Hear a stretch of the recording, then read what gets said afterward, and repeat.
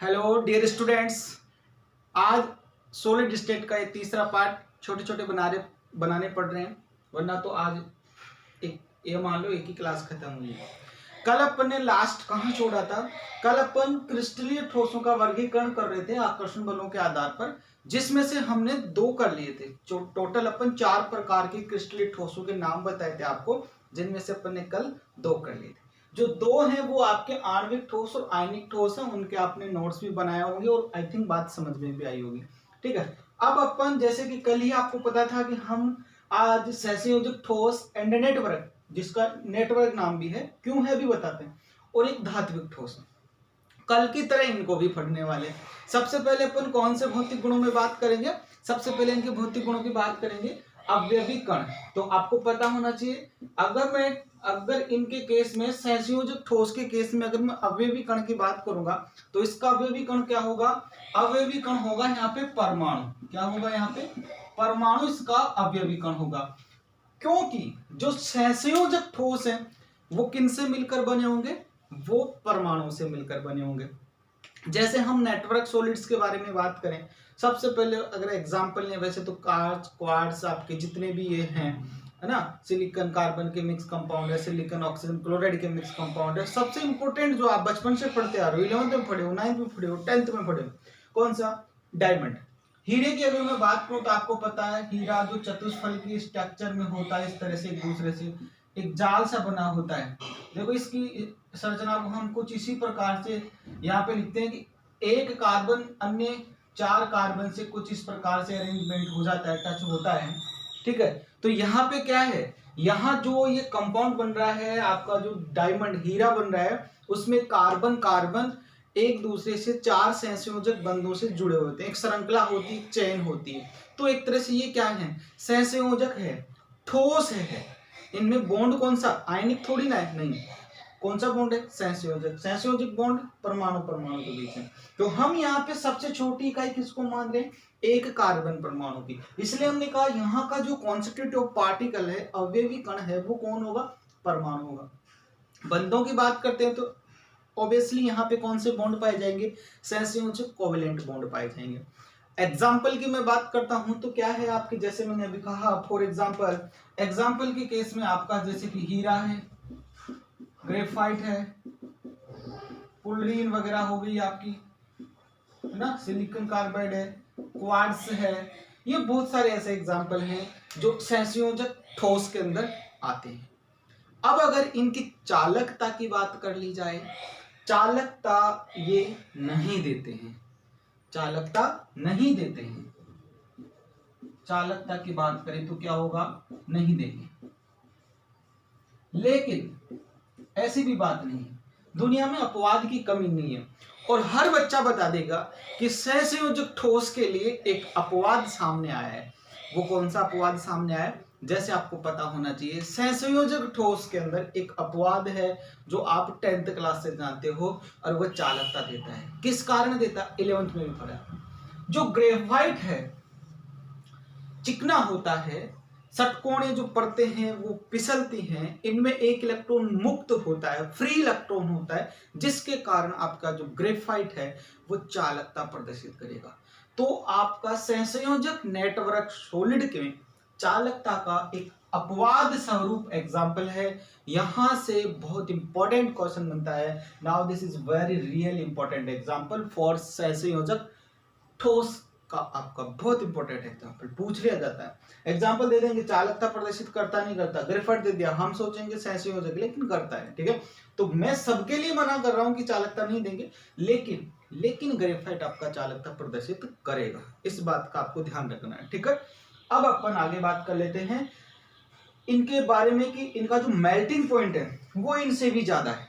आयनिक यौगिकों से भी इनका क्या है, जो गलनांक बिंदु है वो इनकी आयनिक अवस्था से, यानी कि आयनिक ठोस से भी ज्यादा होगी, उच्च होता है इनका मेल्टिंग पॉइंट। आगे बात समझ में? तो हम 4-4, 5-5 गुणों की बात कर रहे हैं। पहला तो अवयवी कण की, किससे मिलकर बना है। दूसरा, इनके मध्य की जो अट्रैक्शन बॉन्ड हैं उनकी। फिर उसके बाद एग्जाम्पल की, उसके बाद इनकी चालकता की, इसके बाद इनकी गलनांक बिंदुओं की। तो ये मुख्यतः 5-5, 6-6 करैक्टर हम सभी प्रकार के ठोसों के बारे में चर्चा कर रहे हैं। हालांकि ठोसों के स्ट्रक्चर और इनके कुछ जो न्यूमेरिकल डेरिवेशन है वो हम धीरे धीरे आगे आगे स्टेप में करेंगे। अभी तो सिर्फ अपने ठोसों के बारे में जाना है, अभी ढंग से इनकी स्ट्रक्चर नहीं पड़ी है, ठीक है। तो ये था हमारा सहसंयोजित ठोस के बारे में कुछ बात, ठीक है, नॉर्मल जनरल बातें, ठीक है। तो जैसे मैंने कहा वैसे समझना है, साथ साथ उतारना भी है। नोट्स कहाँ मिलेंगे, कैसे उतारना है आपको पता है, जो बच्चा शुरू से देख रहा है उसको सब पता है, ठीक है। उसके बाद लास्ट क्रिस्टलीय ठोसों का जो भाग हमने लिया था वो धात्विक ठोस लिया था। मेटेलिक सॉलिड्स के अंदर आपको पता है कॉन्स्टिट्यूट ऑफ पार्टिकल, जैसे कि आपको पता है सबके हिसाब से कॉन्स्टिट्यूट ऑफ पार्टिकल यहाँ पे धातु ही होगा।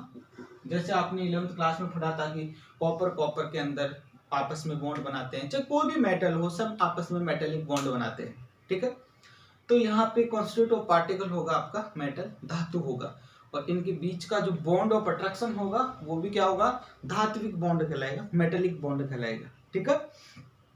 एग्जाम्पल की बात आपको कहने की जरूरत नहीं है, एग्जाम्पल बहुत सारे जितने भी आपके गोल्ड सिल्वर, मैं महंगे वाले एग्जाम्पल की बात करता हूँ, सस्ते की तो मैं करता नहीं हूँ। जैसे शुरू में लिख देता लोहा तांबा, ऐसे ना, सस्ते क्यों, एग्जाम मेटल है वो भी तो मेटेलिक बॉन्ड ही बनाएंगे, ठीक है, एटसेट्रा। आपके एल्यूमिनियम है, जिंक है, जितने भी आपके मेटल्स हैं सबके सब क्या बनाएंगे, मेटेलिक बॉन्ड ही बनाते हैं, ठीक है। ये हो गई एग्जाम्पल की बात। अच्छा, लेकिन सबसे बड़ी जो बात मैं बताने वाला हूं इनके केस में, मेटल्स में क्या होता है, जैसे मान लो आपका आयरन है +2, लेकिन आप सोच रहे हो ये इलेक्ट्रॉन देने का नेचर रखते हैं, अपने फ्री स्टेट ये इलेक्ट्रॉन दे देते हैं। तो आप सोच रहे हो कि यहाँ पे ये जो मैं नेगेटिव साइन इलेक्ट्रॉनों के लिए बना रहा हूँ, तो इनकी जो स्ट्रक्चर होगी ना, आयरन का महाकुंभ होगा ना, तो उसमें क्या करेंगे, ये इलेक्ट्रॉन घूमते रहते हैं, ये प्रवाह करते रहते हैं, ऐसे ऐसे विचरण करते रहते हैं।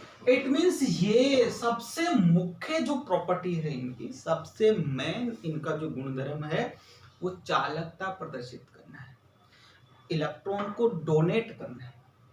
धात्विक गुण है ही क्या, एक्चुअल में धात्विक गुण ही क्या है, इलेक्ट्रॉन डोनेट करेंगे ये, यानी कि इनकी चालकता इन सबसे ज्यादा होगी। इनमें तो बहुत से की तो चालकता होती ही नहीं है, किसी मजबूरी में किसी कारणवश चालकता थी, बट धात्विक ठोस में ये इनका मुख्य गुणधर्म है कि ये चालकता प्रदर्शित करते हैं ठोस अवस्था में, जबकि ठोस अवस्था में ना तो ये करता है, ना ये करता है, ना ये करता है। इनमें से तो सिर्फ जो आपके ध्रुवीय ठोस हैं वो एक जलीय विलयन में करते हैं, इसमें भी मोल्टन स्टेट या फिर जलीय विलयन में, और इसमें एक एग्जाम्पल था ग्रेफाइट, इसमें सारे के सारे क्या करते हैं, चालकता प्रदर्शित करते हैं, चाहे वो ठोस अवस्था में हो चाहे वो मोल्टन अवस्था में। मोल्टन स्टेट का मतलब ये है कि अगर ये पिघली हुई अवस्था भी होगी ना, जैसे मान लीजिए मेटल्स हैं, मेटल्स अपनी जो स्टेट होती है, ठोस स्टेट है इनकी, सॉलिड स्टेट, उसके अंदर भी वो चालकता प्रदर्शित करेंगे।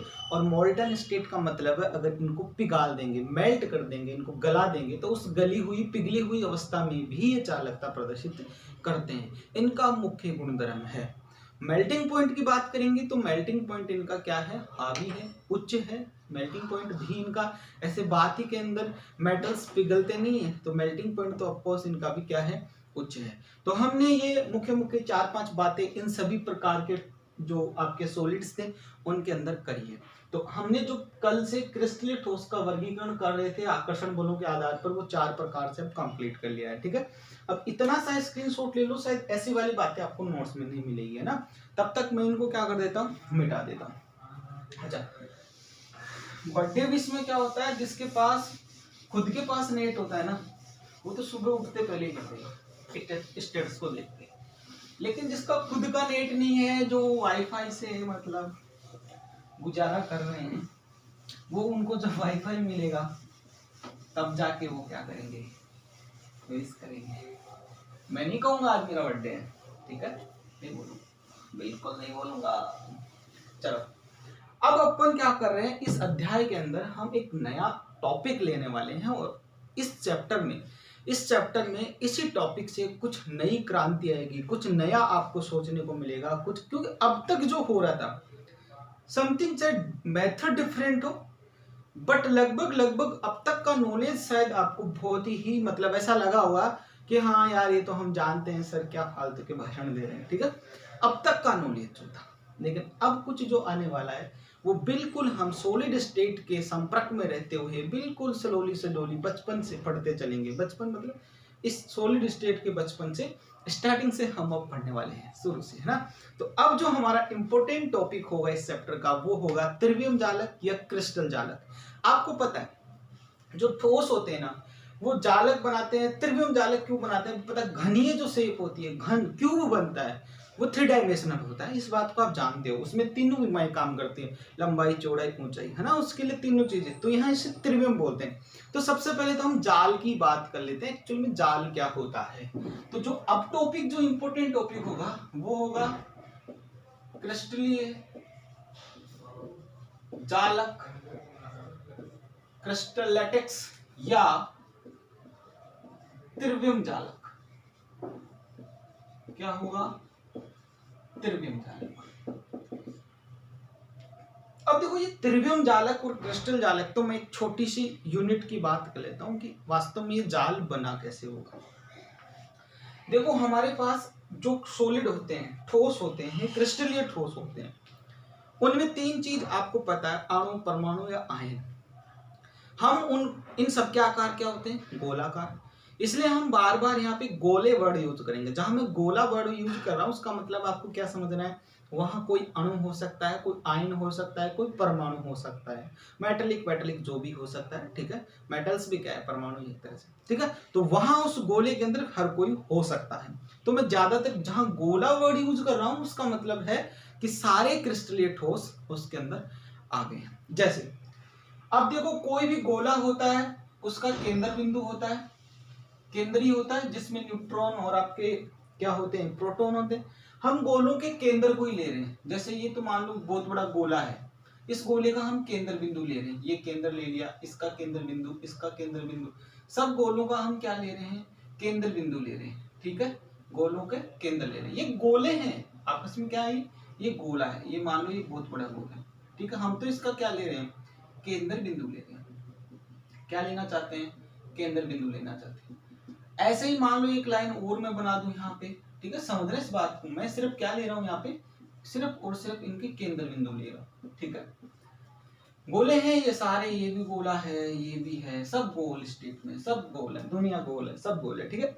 अब यदि इन क्रिस्टलीय जाल या हम कह सकते हैं इन सभी परमाणु, आयन, अणुओं के अगर गोलों को मिला दिया जाए, गोलों के केंद्र को मिला दिया, केंद्र बिंदु को हम अगर मिला देते हैं ऐसे आपस में, इसको इससे मिला देंगे, इसको इससे, ऐसे अगर हम सबको मिला देंगे आपस में यूं यूं करके, तो आपको पता है आप एक नेटवर्क, एक जाल का सा निर्माण कर लोगे। देखो आपस में बन गया, सबके आपस में केंद्रों को, गोलों को हमने मिला है, ये आपस में क्या बन गया? एक जाल बन गया, जाली जैसी संरचना नजर आ गई।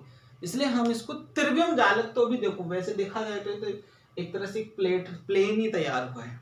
त्रिविम का मतलब तो जैसे मान लो आपने इसकी लंबाई और ऊंचाई तो देख ली, वेथ नहीं देखी इसकी, मतलब इसके ऊपर ऊपर और आना चाहिए अभी, है ना, सीट और आनी चाहिए, ठीक है। अभी स्टार्टिंग है, पहले इस बात को समझते। अब देखो यहाँ पे ऐसा भी हो सकता है जैसे ये धनायन है, ये ऋणायन, धनायन ऋणायन, कुछ भी हो सकता है। हम तो एक नॉर्मली एज ए मतलब एक जाल समझाने की कोशिश कर रहे हैं कि क्रिस्टलीय जालक क्या होते हैं। जैसे आपकी 11th की बात मैं बताऊं तो 11th में आपने एक बात समझी होगी और सुनी होगी कि 11th के अंदर आपने एक चैप्टर में आयनिक वाले जो टॉपिक था अपना केमिकल बॉन्डिंग में, वहां पे एक चीज आपने देखी थी कि हमने एक डायग्राम बनाया था जो घनीय संरचना थी, घनीय डायग्राम बनाया था। अगर मैं घनीय डायग्राम की बात करता हूँ, घन बनाता हूँ, तो आपको पता है घन एक जो हम अब सबसे पहले हमारी जो मैटर होगा वो सबसे पहले हम एक बात पे मुद्दा उठाएंगे कि घन क्या होता है। क्या होता है घन? जैसे आप जिस रूम में बैठ के पढ़ रहे हो वो घन है, घन है। एक घन की क्या क्या खास बात होती है जैसे आपको पता हो तो, अब तक हम घन के बारे में इतनी चर्चा नहीं करें, लेकिन एक घन की खास बात आप जानते हो, घन के अंदर 6 फलक होती हैं। जैसे हमारी रूम के अंदर भी 6 दीवार होती हैं। अब बोले सर दीवार तो 4 दीवार ही बोलते हैं, हाँ दीवार 4 है, लेकिन अगर हम घन के हिसाब से देखें तो 6 फलक हैं। 4 तो अपनी दीवार, एक अपनी छत और एक अपना फर्श। ये कितने हो गए? 6 हो गए। ये 6 फलक हैं, इसकी फेस क्या है? ये फलक हैं। अगर हम कोणों की बात करें तो आप समझते हो इसमें एक घन में 8 कोणे होते हैं। कितने कोणे होंगे? 8 कोणे। वो कैसे? जैसे मान लो आपका रूम है, इसमें 4 कोने नीचे के फर्श में 4 कोने नजर आ रहे हैं, ऐसे नहीं बोलते कोने में रख दे, कोने में रख दे, कोने में। तो एक रूम में कितने कोने हो गए? 4 कोने हो गए। अब आप छत की ओर नजर करो, छत में भी तो जो ऊपर की तरफ जो छत और ये दो फलक आपस में टच कर रही हैं उधर वाले कोने को, वो भी तो कोना ही तो नजर आता है, कोनी तो है। तो अब 4 कोने और ऊपर से नजर आ रहे हैं। लेकिन हमने यहाँ पे एक बात समझ ली कि एक घन में 6 फलक और 8 कोने होते हैं। क्या होते हैं? 6 फलक 8 कोने होते हैं। किनारों की बात भी करेंगे, आगे बात समझ में। तो यह सबसे पहले हमारा जानने का हक था। अब ऐसे ही अगर मैं एक घन का निर्माण करूं, किसका निर्माण करूं? एक घन का निर्माण करूं, तो घन का साथ साथ बनाओ, देखो प्रैक्टिस करोगे तब जाके घन का निर्माण होगा, ऐसे घन का निर्माण नहीं होगा। घन का निर्माण होने के लिए एक आप ऐसे वर्ग बना लो। सबसे पहले क्या बनाओगे? एक वर्ग बना लो। फिर थोड़ा सा इसके इतना ऊपर जाने के बाद एक लाइन खींचो, जिसको इस लाइन को जितना आप ऊपर से ले रहे हो उतना इसको नीचे रोक देना। जैसे यहाँ आपने इतना ऊपर से लिया तो इतना नीचे से रोक दो। फिर इसको आप क्या करो? बढ़ाओ आगे, ठीक है। जैसे मैंने अभी कहा आपको, ये एक बना लिया घन तो बन गया। ये लो और बना सकते हैं, घन है खूब सारे बना सकते हैं। जिसका इतना ऊपर से लो उतना इसको नीचे से रोक लो, ठीक है। ऐसे करके आप बना सकते हो। फिर इनके कोणों को आप मिला दो ऐसे प्यार से। ये देखो घन ही बन रहा है, सब घन है, ठीक है। और भी इनके साथ अपन जैसे कि ये चीजें जो हैं अपन ये उसमें और ऐसे कुछ स्लेब डाल सकते हैं इसके अंदर, ठीक है। ये वाली स्लेब और डाल सकते हैं ऐसे करके, ठीक है। बन जाएगा, ज्यादा टिपिकल बन जाएगा, उसकी चिंता मत करो। आप एक बार घन को समझ लो, ये तो बहुत बड़ा महासागर होता है, इसमें कोई एक घन थोड़ी होता है। जैसे हमारी बिल्डिंग बनी है, हमारा मकान बना है, उसमें कोई एक ईंट थोड़ी है। हमारा शरीर बना है, उसमें कोई एक कोशिका थोड़ी है। तो आप इस बात को तो भली भांति से जानते हो कि जब इन क्रिस्टलीय सॉलिड्स का निर्माण हो रहा होगा तो क्या कोई एक घन से हो रहा होगा? एक घन तो एज इट इज एक यूनिट सेल की तरह है। क्या है? यूनिट सेल की तरह, एक कोशिका की तरह है। तो हम भी इसको एक घन को एक परमिटेड सेल बोलेंगे, इकाई सेल बोलेंगे। यहाँ पर भी जैसे हम एक हमारी बॉडी के लिए बोलते हैं एक कोशिका, हम हमारे मकान के लिए बोलते हैं एक ईंट। तो ऐसे ही है ये। तो जैसे एक सिंपल घन की बात करूं मैं, एक सिंपल घन जो होता है, जैसे कि आपका ये एक सिंपल घन है, ठीक है। तो ये एक जो घन है, ये घन के आपको पता है इसमें 6 फलक 8 कोने हो गए। ये सब कोणों के ऊपर गोले स्थित हैं, इस बात को आप समझते हो। एज्यूम करो इस बात को कि ये सब गोले हैं, 8 गोले मैंने हर कोने पर रख दिया। तो ये तो सिंपल घन है। ये एक क्रिस्टल जालक के लिए एक परमिटेड सेल है, इकाई कोशिका है कि इस प्रकार के खूब कितने अवगाद्रो संख्या से, भाई 1 मोल अवगाद्रो के बराबर है। तो खूब सारे ऐसे शायद घन होते होंगे, खूब सारे ना, खूब सारे। जैसे हमारे शरीर में खूब सारी कोशिकाएं होती हैं, जैसे हमारी बिल्डिंग में खूब सारी ईंटें होती हैं। एक ब्रिक्स, एक ईंट भी तो क्या है? एक छोटी इकाई है पूरे मकान के लिए, एक बिल्डिंग के लिए। वैसे ही ये भी हमारी जो परमिटेड सेल है वो एक क्रिस्टल जालक के लिए, मतलब एक छोटी इकाई, सबसे छोटी इकाई, ऐसे खूब सारी इकाइयां मिलकर बहुत बड़ा क्रिस्टल जाल बनाते हैं। घन घन मिलकर आपस में, इसके आगे जुड़ेगा, इसके पीछे जुड़ेगा, इसके ऊपर जुड़ेगा, इसके साइड में जुड़ेगा, चारों तरफ जुड़ेगा, आगे पीछे जुड़ेगा। तो ये क्या है ना, वो सब, ये तो एक परमिटेड सेल है। वो एक पूरा का पूरा क्या होगा? एक समुदाय बनेगा। हम अब यहीं से एक बात तो समझ में आ गई, क्या? कि जो आपके सॉलिड्स हैं वो इस प्रकार की घनीय संरचना बनाएंगे। क्या करेंगे? घनीय संरचना बनाएंगे। अगली बात समझ में, क्रिस्टल जालक क्या चीज था, ये वाली बात भी समझ में आ गई। क्रिस्टल जालक क्या चीज था, ये बात अपन ने समझी है। जाल खूब सारे बनते हैं, कैसे बनते हैं? एक क्रिस्टलीय घन के अंदर क्या क्या हमारे पास इसके किनारे, कोण, फलक, क्या क्या चीजें होती हैं, क्या नहीं होती, ये सब अपन जानते हैं। और अब अपन बात करेंगे एक इकाई कोशिका की। इकाई कोशिका में यही कह सकता हूं कि इस घन में ऐसे खूब सारे घन हैं, इस घन में ऐसे खूब सारे घन हैं। और भी अगर आप मिलाना चाहते हैं तो इसमें खूब सारे ऐसे क्या होते? घन होते। देखो और भी आप इसमें ऐसे स्लेब डाल सकते हो, खूब सारे इसके अंदर, ठीक है, खूब सारे डाल सकते हो इसके अंदर ऐसे करके, ठीक है। तो ये आपस में यहां से एक कोई भी घन ले लो। अगर मैं एक कोने की बात करूं तो वो भी कहीं ना कहीं ये घन का निर्माण करता है। अब देखो इस बात को समझने के लिए क्रिस्टल जालक को मैं एक बार रफ कर देता हूँ, थोड़ा सा रफ कर देता हूँ इस बात को समझने के लिए। हालांकि ये कंप्लीट तो कल ही हो पाएगा, लेकिन इकाई कोशिका का जैसे मैं एक केंद्र बिंदु ले रहा हूँ, एक गोला बिंदु ले रहा हूँ यहाँ पे। आपको पता है इसमें 3 एक्सिस होती हैं, एक्स वाई और जेड, 3 एक्सेस होती है मैक्सिमम, ठीक है। अगर मैं भाई ये घन है, जो भी घन है, हम किसी भी घन के बिंदु की बात कर रहे हैं, है ना, एक गोले की बात कर रहे हैं, वहीं से घन बनता है। क्योंकि आपको पता है घन भी बनेगा तो यहीं से बनेगा। जैसे कि मान लो यहां से मैंने इस प्रकार से घन बना दिया, है ना, किसी घन के कोणे की तो मैं बात कर रहा हूं। अगली बात समझ में। तो अब करना क्या है आपको, देखो समझना क्या है, इसको एक चीज से समझो आप। इसमें अपन कुछ पैरामीटर निकालने वाले हैं। क्या निकालने वाले हैं? पैरामीटर निकालने वाले। वो पैरामीटर क्या होंगे, ध्यान दो।